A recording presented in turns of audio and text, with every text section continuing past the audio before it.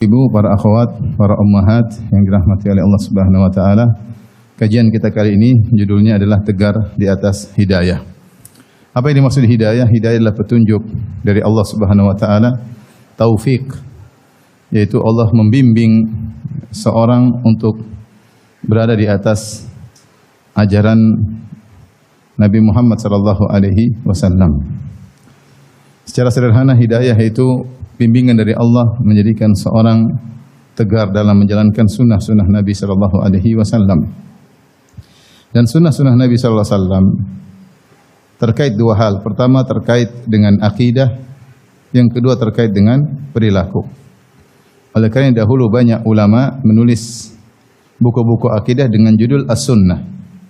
Seperti Sunnah lil Khallal, karya Al-Khallal, Sunnah karya Abdullah bin Ahmad, putranya Imam Ahmad, Usulus Sunnah karya Imam Ahmad, Syarhus Sunnah ya li Barbahari ya. Kemudian Syarhus Sunnah lil Muzani dan seterusnya. Banyak sekali akidah, buku-buku akidah dengan judul As-Sunnah. Kenapa? Karena dahulu untuk mengetahui akidah yang benar dengan akidah yang salah ditinjau dari sunnah. Apakah akidah ini dibangun di atas sunnah Nabi, ada dalilnya atau tidak?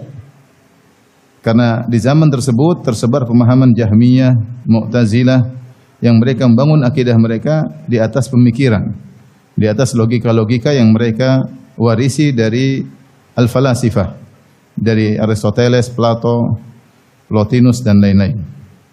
Oleh karenanya para ulama dulu menulis buku akidah dengan judul As-Sunnah. Jadi sunnah Nabi ada dua. Pertama terkait dengan akidah, yang kedua terkait dengan perilaku. Bagaimana interaksi kita, ibadah kita, dan interaksi kita sama manusia. Ya, ibadah kita terhadap Allah Subhanahu wa taala, salat kita, puasa kita, ya, sedekah kita, ya.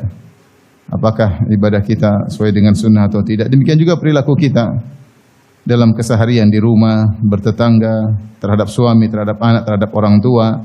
Ini semua adalah hidayah. Ini semua adalah hidayah. Oleh karenanya, jika seorang sudah berada di atas hidayah tersebut, di atas akidah yang benar, yang akidah tersebut diambil dari Al-Quran dan Sunnah, bukan dari logika, bukan dari pemikiran. Apalagi terkait dengan hal gaib. Hal-hal gaib bukan ranah logika, bukan ranah analogi. Hal-hal gaib kita tinggal terima informasi dari Al-Quran maupun Sunnah Nabi Sallallahu Alaihi Wasallam, tinggal kita benarkan.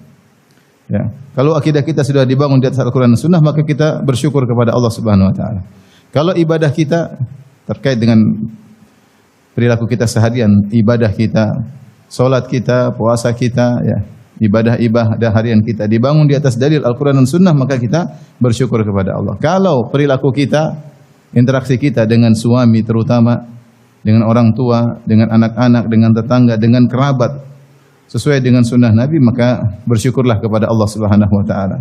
Jika belum, maka hendaknya kita perbaiki. Tentunya dikatakan seorang di atas hidayah bukan berarti dia meliputi segala kebenaran. Tapi hidayah itu diraih oleh seorang dengan bertahap. Mulai dari dia mengenal Islam, alhamdulillah dengan syahadatain dia masuk Islam. Kemudian dia mulai belajar lagi, Allah beri hidayah setahap demi setahap. Mulai dia kenal sunnah, mulai perkara-perkara yang baik dia kerjakan, mulai kebiasaan jahiliyahnya dia tinggalkan. Demikian seorang meniti hidayah sampai di puncak terbaik yang bisa dia sampai.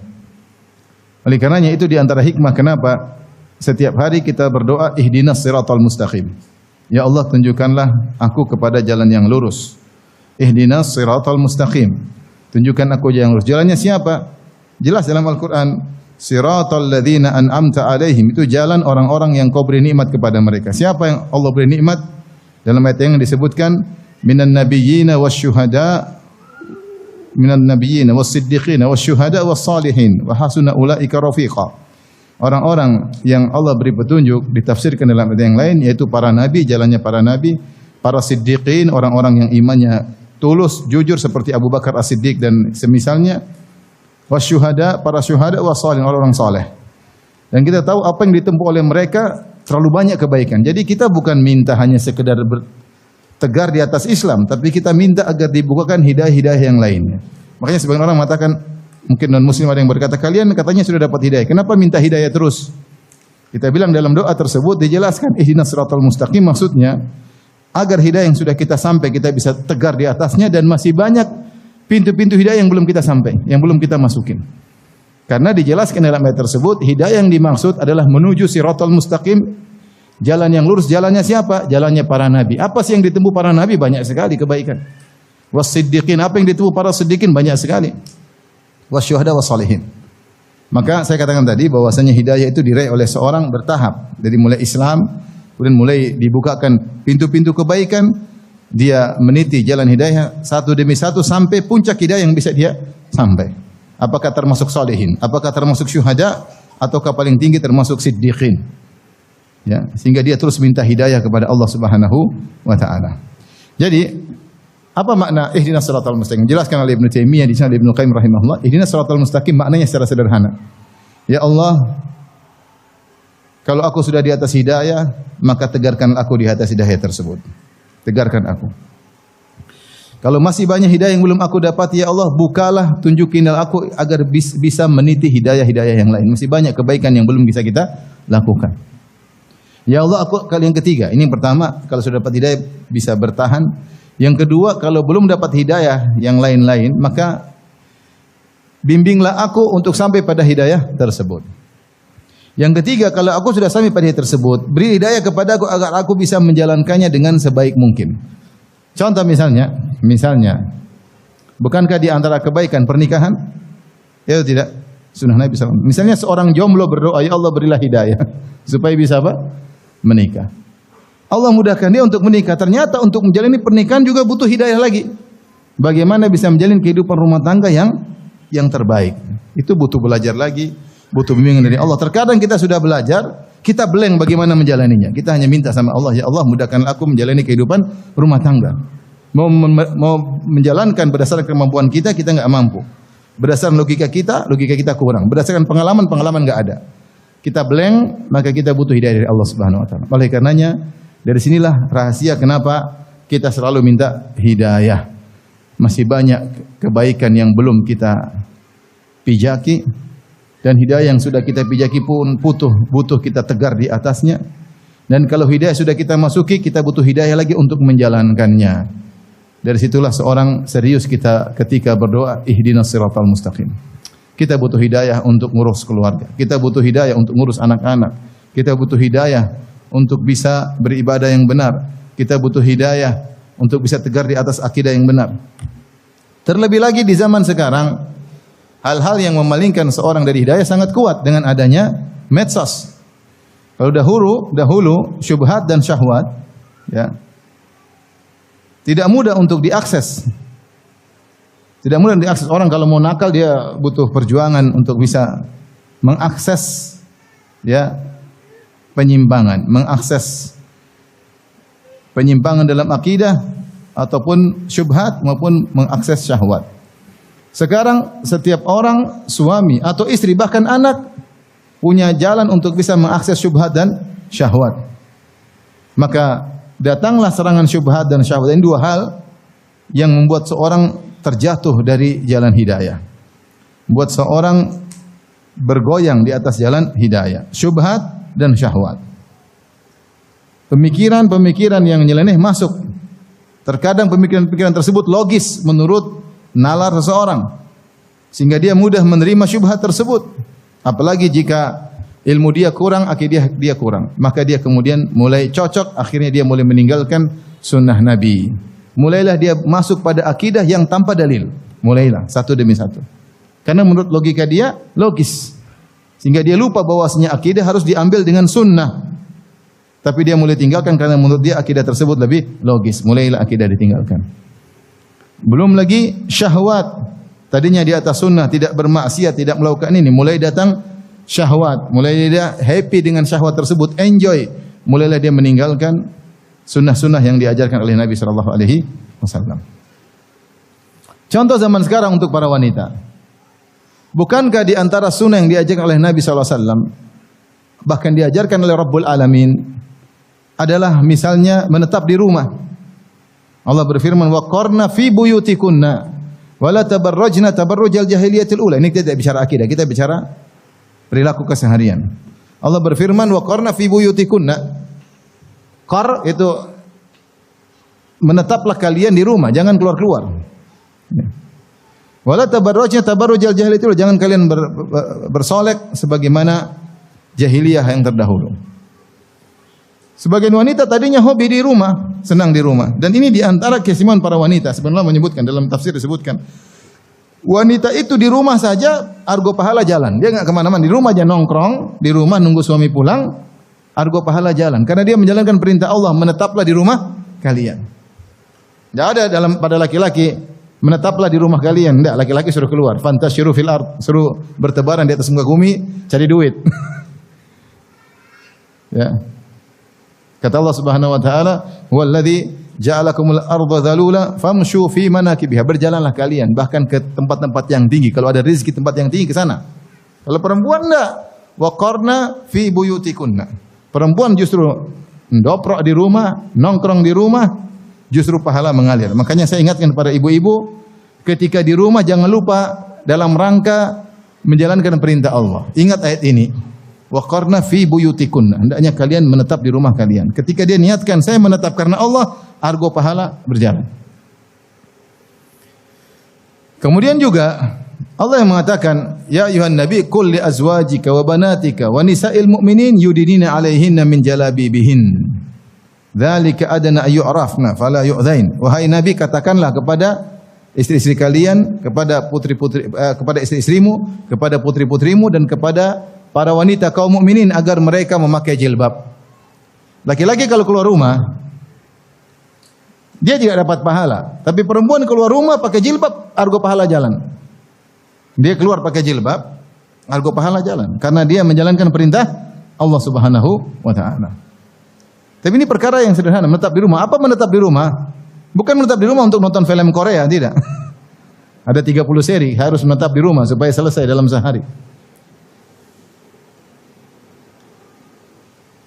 Tapi menetap di rumah untuk ngurus anak, ngurus istri, menanti kedatangan, mengurus anak, ngurus suami, menanti kedatangan suami butuh persiapan, ngurus anak butuh persiapan, ngurus dapur, ngurus cucian, banyak yang mau diurus.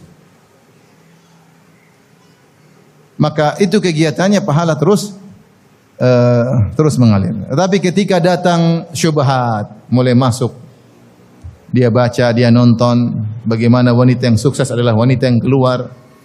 Wanita yang keluar rumah, wanita yang jalan-jalan, tahu tentang perkembangan dunia, bukan gaptek, bukan orang yang ketinggalan zaman. Dia tahu tentang model-model yang baru, dia tahu tentang brand-brand yang baru. Ini mulai masuk syubhat. Mulai dia berkenalan dari dunia maya dulu, kenal dunia maya, mulai tertarik satu demi satu, maka dia tergelincir sedikit demi sedikit. Tadinya hobi di rumah, sekarang hobi di mall. Mulai dia bergeser dari hidayah dan itu begitu halus, terkadang tidak dia sadari. Tiba-tiba kita ketemu lagi akhwat tersebut, sekian tahun sekarang sudah berubah. Sekarang bajunya sudah berubah, jilbabnya sudah berubah, modelnya sudah berubah, sudah tidak seperti dulu. Mulai berbicara dengan laki seenaknya, tidak lagi menjaga diri. Subhanallah, kenapa? Kena syubhat. Mulai dengar bahwasanya wanita yang sukses, yang hebat adalah yang sering keluar rumah, yang berinteraksi dengan para laki, yang para laki kalau bicara dengan dia malu-malu bicara sama dia, mampu menundukkan lelaki, mulai dia terbawa. Apalagi kalau ada film tertentu dia nonton sudah selesai. Oleh karenanya zaman sekarang untuk tegar di atas hidayah lebih berat daripada zaman dahulu. Zaman dahulu mau akses syubhat susah, mau akses syahwat susah. Sekarang semuanya bisa diakses dengan mudah. Selama kuota ada, bisa diakses. Selama kuota ada, bisa diakses. Dan subhanallah kenyataan bahwasanya syubhat dan syahwat bukan masuk pada orang-orang awam saja. Bahkan masuk kepada orang-orang lama ngaji. Masuk. Fitnah lelaki, fitnah wanita, masuk kepada orang sudah ngaji. Laki-laki maupun perempuan. Fitnah lawan jenis ini luar biasa. Ya, luar biasa ya. Oleh karenanya perlu kita berlindung kepada Allah Subhanahu wa taala dari segala kesesatan, dari segala godaan, dan kita perlu berusaha untuk bisa tegar di atas hidayah tersebut. Taib, apa kiat-kiat agar kita bisa tegar dalam hidayah? Yang pertama, ibu yang dirahmati Allah Subhanahu wa taala, kita harus yakin bahwasanya hati kita ini di tangan Allah. Dia yang menciptakan hati kita, dia yang bolak-balikkan hati kita. Maka tidak ada cara lain agar bisa tegar di atas hidayah kecuali minta kepada Allah Subhanahu wa taala. Ya. Kita ini lemah, kena syubhat sedikit kita goncang. Baru baca perkataan Aristoteles bisa buyar akidah kita. Baru baca perkataan misalnya Ahlul Bidah bisa buyar akidah kita yang selama ini kita yakini, bisa, dan itu terjadi. Terjadi, ikhwan. Ya. Bisa berbalik 180 derajat. Bisa melihat sesuatu tontonan, bisa hati kita yang tadinya penuh dengan iman bisa berubah jadi penuh dengan syahwat. Pingin nonton ini, pingin nonton anu, pingin lihat ini, pingin lihat anu, pingin main ke sana, pingin main ke sini, berubah gara-gara mungkin sedikit tontonan. Jadi hati kita ini lemah. Untuk bisa terus di atas iman, di atas takwa tidak mudah. Oleh karenanya perbanyak doa kepada Allah, di antaranya ya muqallibal qulub tsabbit qalbi ala dinik. Wahai pembolak-balik hati manusia, tegarkanlah hatiku di atas agamamu. Dalam doa yang lain, ya musarrifal qulub, sarrif qalbi ala taatik. Wahai yang memalingkan hati, palingkan hatiku di atas ketaatan kepadamu. Apa bedanya antara doa pertama dengan kedua? Ada perbedaan tipis. Yang pertama, ya muqallibal qulub tsabbit qalbi ala dinik, ya Allah yang bolak-balikkan manusia, tegarkan hatiku di atas apa? Agamamu. Jadi biar kita istiqamah di atas agama Allah. Yang kedua lebih spesifik maknanya, ya musarrifal qulub, wahai yang memalingkan hati manusia, sarrif qalbi ala taatik, yaitu palingkanlah hatiku dari satu ketaatan yang lain, jangan berpindah. Tadi pingin baca Quran, pingin bersilaturahmi, dari pingin bersilaturahmi ingin berzikir, dari pingin berzikir pingin salat duha, dari pingin salat duha pingin telepon mama, telepon bapak, dari si hati kemudian berpindah lagi pingin bimbing anak, pingin berbakti kepada suami. Jadi hati ini susah dia menetap pada satu model karena dia bergerak. Tapi dengan kita berdoa ya musarrifal qulub sarrif qalbi ala taati, kita minta ya Allah agar hatiku berpaling dari satu ketaatan yang lain. Kalau satu monoton dia jemu, maka dia bosan, maka pindah ke satu ketaatan yang lain. Itu maknanya ya musarrifal qulub sarrif qalbi ala taatik. Ibu-ibu tolong dihafalkan. Ya muqallibal qulub. Ya. Tsabbit qalbi ala dinik. Masya Allah hafalannya kuat. Sudah hafal sebelumnya kayaknya. Wa ya musarrifal qulub. Ya musarrifal qulub. Sarrif qalbi ala ta'atik. Ini doa di antara yang sering dibaca oleh Nabi. Maka istri Nabi bertanya, ya Rasulullah, kenapa sering kali aku dengar Anda berdoa dengan doa ini? Padahal siapa Nabi? Nabi luar biasa ya. Hatinya sudah dibersihkan, Jibril keluar bersihkan hatinya kita. Enggak ada yang pernah bersihkan hati kita. Malah kotori terus tiap hari. Nonton film lah, dengar musik lah, apalah, dengar gibah, hati kotor melulu. Nabi sudah dibersihkan hatinya, masih berdoa dengan doa ini. Karena Nabi tahu betul tentang mulianya hidayah. Bahwasanya lemah hati seorang, tidak mampu dia bertahan kecuali Allah yang kasih hidayah. Maka istrinya bertanya, kalau tidak salah Ummu Salamah, ya Rasulullah, kenapa Anda banyak sekali baca doa ini? Maka Rasulullah SAW mengatakan, innal quluba baina usbu'aini min asabi'ir rahman yusarrifuha kaifa yasha. In syaa aqamaha wa in syaa azaghaha. Kata Nabi SAW, sungguhnya hati-hati manusia berada di antara dua jemari Allah. Allah membolak-balikkan yang Allah kehendaki. Jika Allah kehendaki, Allah istiqomahkan. Jika Allah kehendaki, Allah akan simpangkan. Sungguh lemah sekali hati ini. Buka internet, baca satu pernyataan tentang suatu permasalahan, langsung kena syubhat. Bisa. Langsung kena syubhat. Bisa. Misalnya, antum sudah lama meninggalkan riba. Tahu-tahu antum pinjam uang, nggak ada yang kasih pinjam. Teman-teman pelit semua ya. Akhirnya antum baca satu makalah tentang halalnya riba. Oh iya ya. Ternyata boleh ya. Antum cenderung untuk membenarkan, kenapa? Karena antum ada keperluan, paham? Sehingga antum cenderung karena ternyata syahwat itu ikut merojihkan tanpa kita sadari. Saya lebih memilih pendapat riba dengan model ini boleh. Kenapa? Karena saya ada keperluan. Akhirnya kena syubhat, akhirnya terjatuh lagi dalam riba.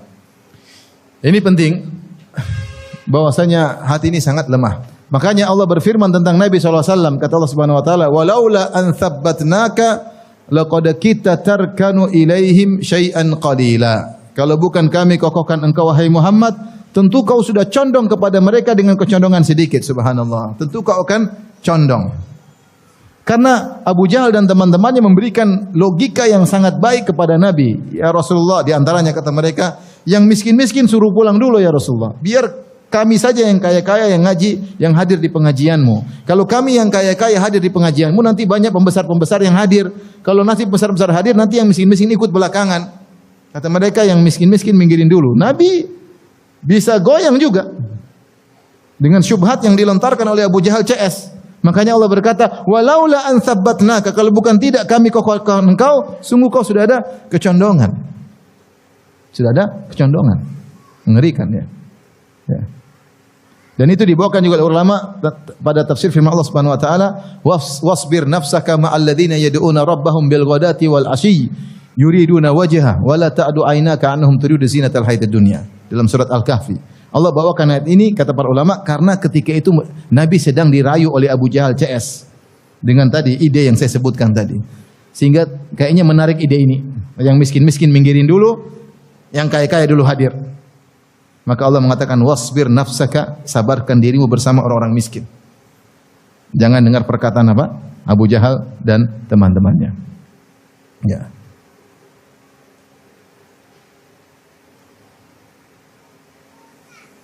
Kadzalika naqussu 'alaika min amba'ir rusuli ma nuthabbitu bihi fu'adak. Perhatikan. Kata Allah, demikianlah kami kisahkan kepada engkau wahai Muhammad tentang kisah-kisah para rasul, ma nuthabbitu bihi fu'adak, yang membuat hatimu menjadi kokoh. Jadi Nabi sendiri yang kokoh kan siapa? Allah Subhanahu wa taala.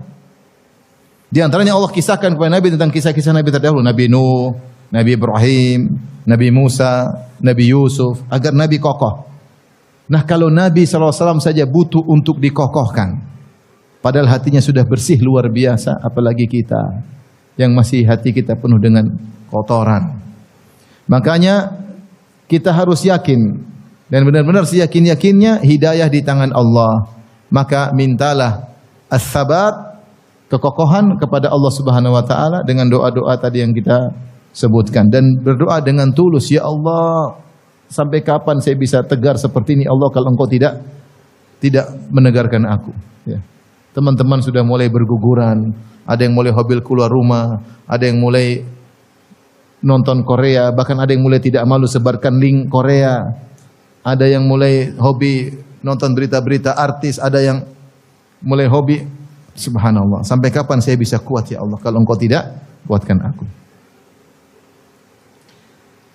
Jadi hidayah di tangan Allah Subhanahu wa taala. Ini yang pertama harus diyakini. Kemudian di antara hal yang dilakukan, ini saya mau singgung ya. Jangan sekali-sekali menolak kebenaran yang datang. Kalau ada kebenaran yang datang, telah jelas kebenaran, maka jangan sekali-sekali ditolak. Meskipun kita belum bisa melakukannya, tapi kalau ini hak, kita jalankan. Kita jalankan.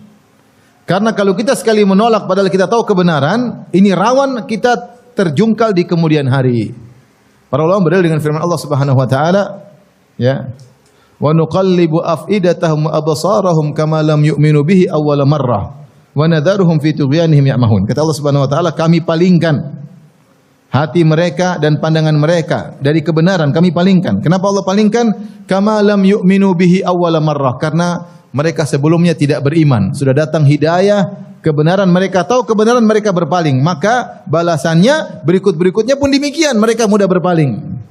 Kenapa Allah palingkan hati mereka? Karena pemalingan mereka yang pertama, kama lam yu'minu bihi awwala marrah, karena mereka tidak beriman pertama kali datang hidayah, mereka tahu benar, mereka menyimpang.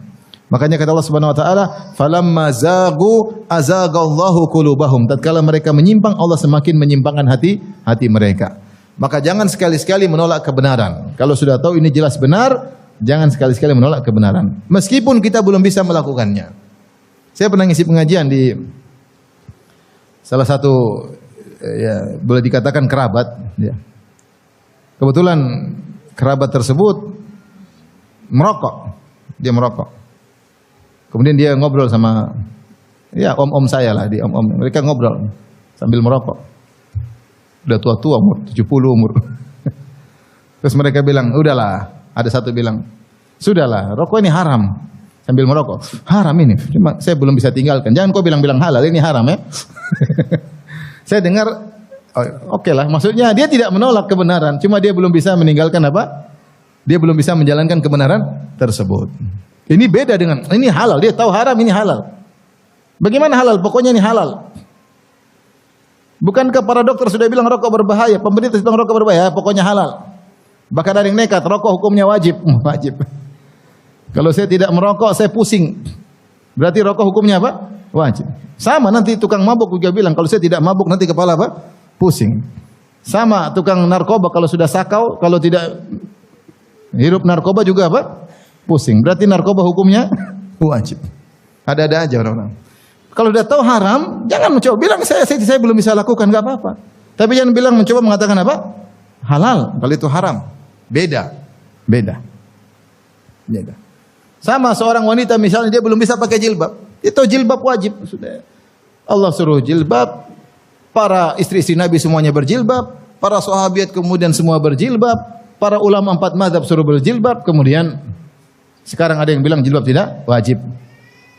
Jilbab itu maksudnya pakaian kesopanan.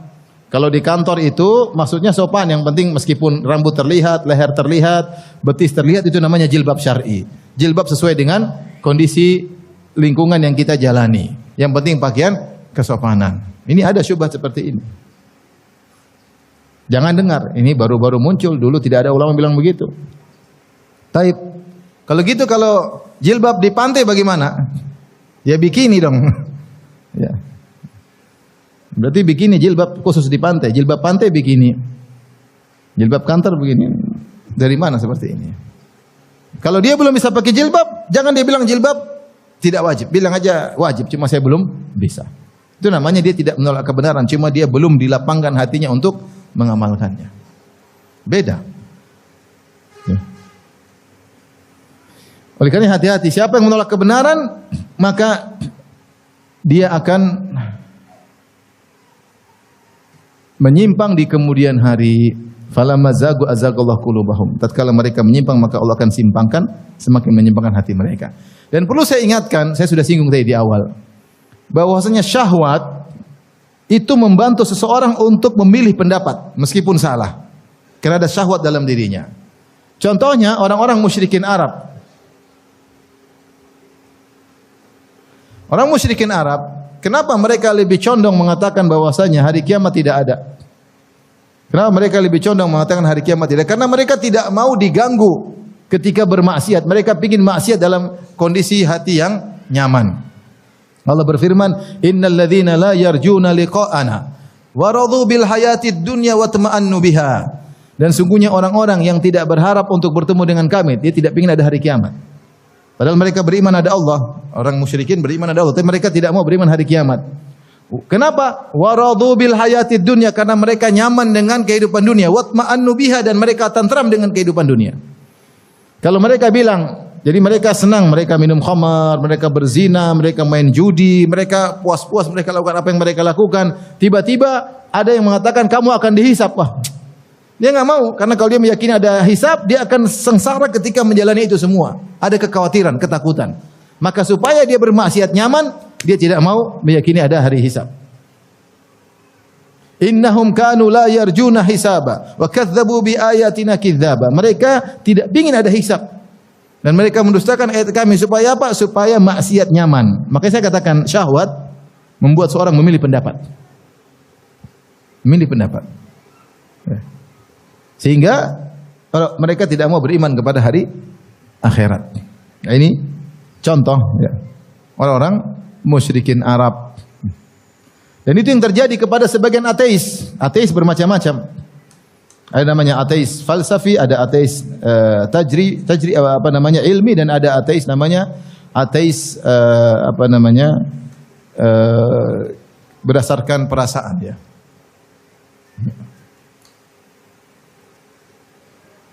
Ateis yang jadi ateis karena perasaan di antaranya disebutkan oleh para ulama. Mereka jadi ateis kenapa? Mereka suka maksiat. Minum khamar, judi, nonton film, berzina. Terus bilang ada Tuhan, waduh berat. Kalau Tuhan susah mau jalan ini kalau percaya ada Tuhan. Siap melakukan zina, nanti Tuhan tanya. Jadi dia nggak nyaman. Dia nggak nyaman. Ini namanya ateis atifi. Ateis karena apa? Perasaan. Ya. Ilhad al-atifi. Al-ilhad al-atifi. Maka akhirnya mereka memilih Tuhan tidak ada. Supaya apa? Supaya plong ketika bermaksiat. Supaya plong ketika bermaksiat. Hati-hati ibu-ibu. Ini saya ingatkan. Jangan nolak kebenaran gara-gara perasaan. Di antara yang rawan ibu-ibu menolak dua hukum syar'i. Yang pertama permasalahan warisan, yang kedua permasalahan poligami. Ada lagi, Bu? Warisan digembar-gemborkan oleh orang luar sana bahwasanya warisan adalah hukum yang tidak adil. Ini bukan saatnya kita jelaskan adil tidak adil. Tapi kalau ibu tahu apa yang Allah ini tuh Allah yang turunkan, harusnya mengatakan sami'na wa ata'na. Berat ketika pembagian warisan, kemudian laki-laki dua anak, kakak laki-laki dapat dua bagian, kita perempuan dapat satu bagian. Maka mulai setan datang menggelitik, mintalah sama.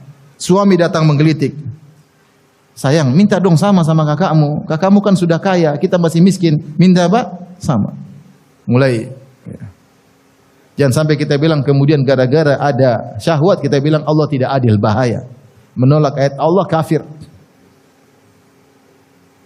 Jangan, kita pasrah. Ya. Kalaupun kita ternyata bermaksiat dengan tetap minta persamaan, harus tahu kita bermaksiat. Jangan coba-coba menolak ayat Allah Subhanahu wa taala. Demikian juga yang rawan juga adalah tentang misalnya ta'addud, masalah poligami. Ya. Betapa banyak orang-orang non-muslim menggambarkan bahwasanya poligami adalah kezaliman dan macam-macamnya. Tentu saya sudah bahas dalam kajian saya judulnya poligami anugerah yang terzalimi. Ya. Bapak-bapak nggak usah nonton, ibu-ibu yang nonton. Bapak nggak usah. Bapak-bapak udah nonton bagaimana jadi suami sejati. Ya, maksud saya itu semua syubhat. Jangan sampai kita menolak. Kalau kita belum bisa melaksanakan itu lain cerita. Belum bisa, iman belum kuat. Oke, itu masih mending. Saya tidak mampu melakukannya. Saya setuju poligami, tapi jangan kamu yang berpoligami. Kamu, kenapa? Nah kamu nggak beres, belum bisa. Ya misalnya. Tapi jangan tolak syariat tersebut. Syariat tersebut adalah anugerah dari Allah Subhanahu wa taala. Tentu pembahasannya tersendiri. Tapi maksud saya ini rawan. Jangan sampai kita menolak ayat Allah Subhanahu wa taala. Kalau sudah datang ayat Allah, hadis Nabi, dengar. Bilang sami'na wa ta'na. Ya. Saya dengar dan saya taat. Kalau tidak mampu, yang penting saya imani. Saya belum bisa melakukan. Makanya Allah berfirman, ya ayyuhalladzina amanu la tuqaddimu baina yadayillahi wa rasulihi wattaqullaha innallaha sami'un alim. Wahai orang yang beriman, janganlah kalian mendahului Allah dan Rasulnya. Kata para ulama maksudnya sebelum kau berucap, sebelum kau menyampaikan suatu keputusan, jangan kau dahului Allah dan Rasulnya. Lihat dulu, adakah ayat Quran membicarakan hal ini? Adakah hadis Nabi membicarakan hal ini? Kalau ada, ikuti. Jangan coba-coba bikin hukum sendiri. Jangan coba-coba bikin hukum sendiri. Kalau sudah ada ayat dan hadis turun untuk kita, jangan coba-coba untuk direvisi. Jangan coba-coba. Coba kalau boleh. Jangan, itu enggak boleh. Itu seakan-akan terus sama Allah. Jangan coba-coba. Seperti, mohon maaf, sebagian misalnya para wanita ingin menikah, kemudian dia mendapati kesulitan, ayahnya tidak setuju karena calonnya mungkin kurang pas, maka dia bilang seandainya nikah boleh tanpa wali misalnya. Terbetik dalam hatinya, seandainya nikah boleh tanpa wali. Karena syahwat dalam dirinya, ingin segera menikah. Dia cinta sama laki-laki tersebut, ayahnya mengatakan, enggak, ini laki-laki enggak beres. Dalam hatinya, seandainya boleh menikah tanpa wali. Ini namanya, dia ingin istidrak, ingin menyempurnakan hukum Allah. Hati-hati, ini enggak boleh. Enggak boleh. Atau wanita yang ingin jalan-jalan ke sana kemari, terus dia katakan kau harus pakai mahram. Dalam hatinya, seandainya tidak perlu pakai mahram lebih baik. Mulai timbul syubhat. Hati-hati, tidak boleh. Kita bilang aja kita belum bisa, kita masih maksiat, masih melanggar. Jangan coba-coba merevisi, menyempurnakan hukum Allah Subhanahu wa taala. Allah berfirman, "Wa'lamu anna fiikum Rasulullah, law yuti'ikum." Ya. Kalau ketahuilah bahwasanya di tengah kalian ada Rasulullah sallallahu alaihi wasallam. Kalau seandainya Rasulullah mengikuti keinginan kalian, maka akan menyusahkan kalian. Apa yang Allah turunkan itu yang terbaik. Oleh karenanya ibu-ibu yakinlah sunnah-sunnah yang diperintahkan oleh Nabi itu semua yang terbaik. Ibu-ibu lebih banyak di rumah itu yang terbaik. Ibu-ibu ngurusin suami itu yang terbaik. Ibu-ibu sibuk ngurus anak-anak yang terbaik. Ibu-ibu menjadi ibu yang terbaik itu adalah sunnah yang terbaik. Bukan yang keluar ke sana kemari. Carilah kebahagiaan dengan sunnah Nabi. Ketika sebagian orang tidak puas dengan sunnah Nabi, dia mulai mencari kebahagiaan di luar. Yakinlah dia tidak bahagia. Yakin tidak. Mulai dia cari kebahagiaan ke mall, cari kebahagiaan lihat barang-barang yang mewah. Mulailah cari kebahagiaan dengan nonton film yang tidak-tidak. Ketahuilah dia tidak akan bahagia. Kita ini bahagia kalau mengikuti petunjuk Allah dan sunnah Rasulullah sallallahu alaihi wasallam. Dan ini kita harus tegar. Kita harus tegar.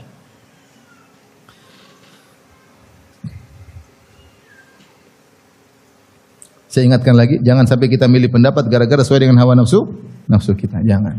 Kalau sudah datang kebenaran, kita bilang benar. Saya belum bisa, tapi itulah yang benar. Ya. Kemudian di antara agar tetap tegar di atas jalan hidayah, jangan coba-coba dengerin syubhat. Jangan coba-coba. Dulu para salaf mengingatkan. Sampai diriwayatkan dari kalau tidak salah Ibnu Sirin, seorang alim dari kalangan tabi'in, ada ahlul bid'ah mau bicara dengan dia bilang, "Enggak, saya enggak mau dengar." Ini bukan orang bodoh, orang alim.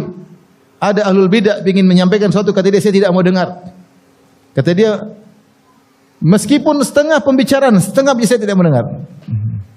Tidak mau dengar apa? Syubhat. Karena syubhat itu kuat, kata para salaf, asy-syubhatu khattafah wal qulubu dhaifah. Syubhat itu menyambar-nyambar, dia bisa mencongkel, bisa menyambar. Sementara hatinya sangat apa? Lemah. Nah, hati-hati ibu-ibu ketika membuka HP, jangan mengakses syubhat. Kalau tahu ini ada dai yang menyeru kepada syubhat, jangan coba-coba dengar. Seandainya dengar kemudian kena syubhat, maka ibu yang mencari masalah. Saya kadang-kadang saya mari orang, ada orang datang, "Ustaz, ada yang bilang begini." Saya jelasin. Nanti datang lagi, "Ustaz, ada yang bilang begini." Kamu nih kerjaannya dengar apa? Syubhat. Saya aja tidak bisa menjamin syubhat itu keluar dari hatimu. Sekarang alhamdulillah saya jelaskan kau dengar. Keluar syubhatnya. Saya dengar lagi keluar syubhatnya. Sampai kapan begitu? Tahu-tahu saya nggak bisa menjelaskan. Allah tidak izin saya jelaskan. Penjelasan saya tidak logis menurut otakmu yang goblok. Kita nggak tahu atau tidak sesuai dengan syahwatmu. Terus kok enggak bahaya. Ada suatu saat seperti makanya jangan dengar apa? Syubhat. Sudah banyak orang berguguran ya, akhi, banyak sekali. Saya bukan bicara orang biasa. Terkadang orang yang dikatakan ustadz, bahkan orang alim bisa kena syubhat. Saya kenal seorang ustadz, masya Allah dulu begitu kencang, dakwah luar biasa sampai mungkin pergi berjihad di luar sana. Sekarang mengajarkan akidah ahlul bid'ah. Beneran ini. Ya mungkin dia merasa itu logis. Ya. Dan dia tidak diskusi sama Ustaz Ahlussunnah misalnya, nah hidayah di tangan Allah. Maka kalau sudah tahu syubhat, jangan coba-coba dengar. Kalau ada, skip. Jangan diklik. Siapa yang coba-coba menekan syubhat mendengarnya, dia tidak bersyukur kepada Allah Subhanahu wa taala. Dia tidak bersyukur. Tidak bersyukur. Ya, orang berusaha kenal sunnah, dapat hidayah, kemudian dia mulai meninggalkan sunnah, mau dengar-dengar syubhat. Ya ente siapa? Antum siapa? Anti siapa? Emang anti sudah belajar akidah yang kuat mulai mendengar-dengar syubhat? Kita saja harus bimbingan ulama. Saya baca buku-buku syubhat karena itu termasuk risalah saya. Saya baca buku Jahmiyah, saya baca buku Mu'tazilah, saya baca memang karena itu harus tulis karena saya. Tapi kan ada dosen pembimbing yang membimbing saya, yang mengarahkan, yang dengan izin Allah tentunya. Nah, kalau orang tidak punya landasan akidah yang kuat, baca syubhat. Lama-lama jadi wahdatul wujud. Karena ada ustaz-ustaz syubhat di YouTube ada. Yang bilang siapa menyembah Nabi Isa, kalau menyatakan Nabi Isa adalah begini-begini maka bertauhid. Subhanallah. Ada lagi kemarin dia ngomong bahwasanya la ilaha illallah, tidak ada sembahan kecuali Allah. Berarti semua yang disembah ini Allah sebenarnya. Cuma harus perlu direvisi atau apa, tapi semua yang disembah itu adalah siapa? Allah. Wahdatul wujud. Persis perkataan Ibnu Arabi yang saya pernah nukil dalam tesis saya. Subhanallah, muncul Nyata orang Indonesia berbicara di YouTube. Innalillah. Ada lagi bilang, ternyata ruh bukan makhluk. Oh, ada ruh bukan makhluk. Ini yang bilang beberapa ustadz, bukan satu. Ustadz YouTube. Ya ente kalau udah tahu kan dia kapan-kapan benar, kadang-kapan kasih apa? Syubhat. Kalau tahu dia banyak syubhat, jangan coba-coba. Ente tidak bersyukur sama Allah. Ente tidak tahu perjuangan ustadz-ustadz untuk menyampaikan kebenaran. Terus ente malah mulai bergaul dengan apa? Syubhat. Sini ente menyimpang, urusan ente dengan Allah.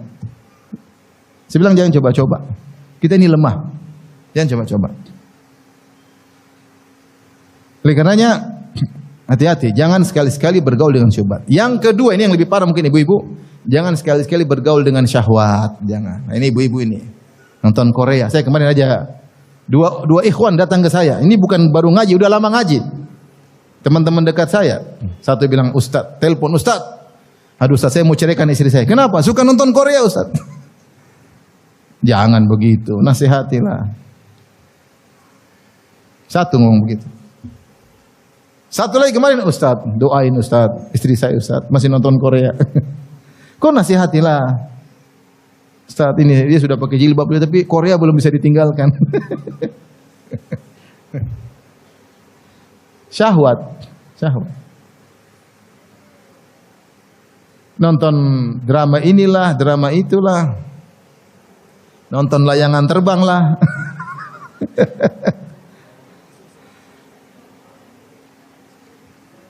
Ini namanya syahwat.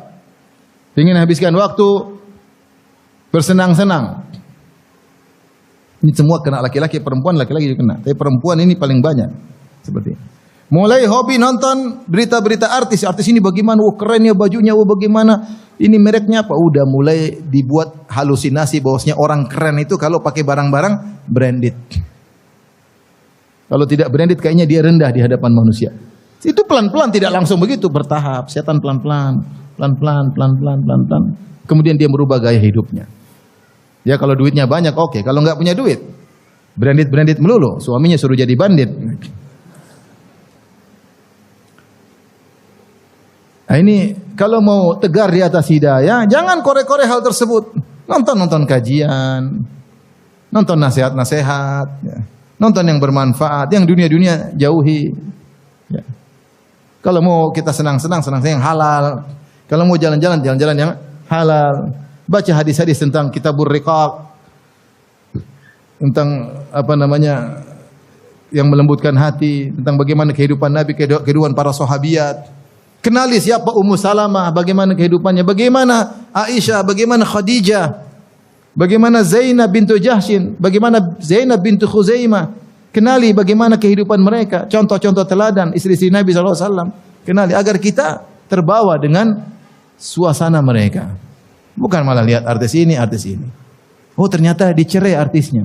Oh ternyata begini. Ternyata dicampakkan. Ternyata nikah baru gini. Ternyata itu orang yang kita bangga-banggakan, yang kita puja-puja, belum tentu dia bahagia. Mungkin dia hidupnya sengsara. Ngapain kita berangan-angan menjadi orang sengsara? Ngapain ibu-ibu? Ibu sudah bahagia. Hidup di rumah sederhana sama suami yang Masya Allah. Ya amit-amit. Kadang-kadang. Sabar. Udah. Bahagia tidak harus begitu-begitu. Saya sering sampaikan ini benar-benar bahagia itu ibu bangun, sholat malam, sholat subuh, zikir pagi petang. Nanti waktu duha baca Quran sebentar, habis itu jalan-jalan tidak apa-apa kemana, ke rumah orang tua, kemana ada keperluan, ke pasar beli, balik lagi ngurus anak-anak, main sama anak-anak, tunggu suami datang, anak suaminya dimain-mainin, sudah bahagia. Beneran itu sederhana bahagia. Ibu-ibu bangun malam, sholat malam, menangis besok bahagia. Tapi malam ibu nonton film Korea, ketawa ketiwi, nonton komedian ketawa, besok nangis, hati kering. Karenanya kita sekarang saya katakan hidup di zaman yang